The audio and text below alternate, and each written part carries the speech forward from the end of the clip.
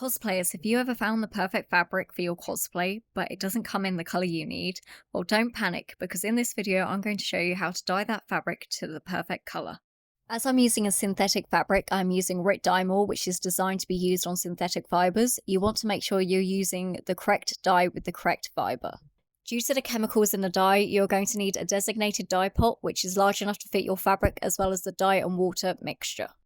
Following the instructions on the dye pot, I added 10 litres of water with a little bit of dish soap to the pot and gave it a good stir. Depending on how strong of a colour you want your fabric to be, depends on how much dye you add to your water. I used approximately half a bottle.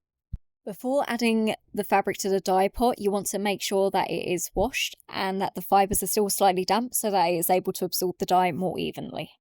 You're now ready to put your fabric into the dye bath. During the process, you need to keep stirring it and keep it at a constant high temperature. How long you leave it in depends on how dark you want the fabric to be. I personally like checking my fabric every 5 minutes to make sure that the colour is just right. When your fabric is cooked to your liking, you will want to carefully remove it from the dye bath and rinse it in cold water until the water runs clear. Wash and dry your fabric and then it is ready to use. Can you guess who I dyed this fabric for? Let me know in the comments below.